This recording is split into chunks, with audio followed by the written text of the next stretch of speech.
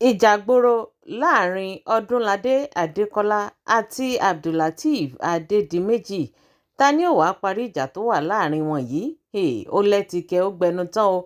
Ṣé ni àwọn méjèèjì tí wọ́n bẹ̀rẹ̀ sí ní ṣẹ́ra wọn nígbò láì ṣẹran. Kí wàá lásọ wípé ó fa ìdí ìjà, kí ni nǹkan tó dé tí àwọn méjèèjì tí wọ́n fi tọ akọ ara wọn tó fi di wípé wọ́n bẹ̀rẹ̀ sí ní kanra wọn nígbò lórí. Ẹ̀yin èèyàn eléètú lágbára eléètú lẹ́tìkẹ́ o.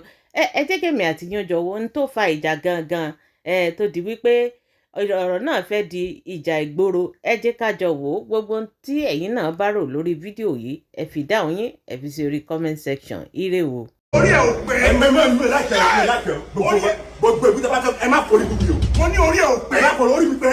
Sọ́ni mi ò tún tiẹ̀ lọ ni. Lọ́nà wo. Wetin dey worry you? Orí tẹ̀mí wo yìí, ó ju eléyìí lọ. Sáìsì tó ebi ojú tiẹ̀ lọ. Sẹ́ẹ̀rì orí ni. Kí ni sáìsì orí ẹ̀? Orí eléyìí. Kí ni sáìsì orí ẹ̀? 22 lélẹ̀ bó ṣe rí. 22 ni tiẹ̀. 37 lórí mi. Irú orí wo nìyẹn? Orí ẹ̀ ò pé ni ìwọ ló bá sáìsì orí mi fún mi. Mi ò gbọ́ orí téèyàn ní orí kó mọ 37. O fẹ́ mọ sáìsì orí mi jù mí lọ. Àmọ́ tí mo sọ náà. Má ṣẹ́ nígbò. Kódà kórìí ń jẹ́ 37 kélé ìjẹ́ 24 tí mo bá ṣẹ́ orí yín gbò ẹ lè yé. Ó yá ṣẹ́ orí mi gbò. Ṣẹ́.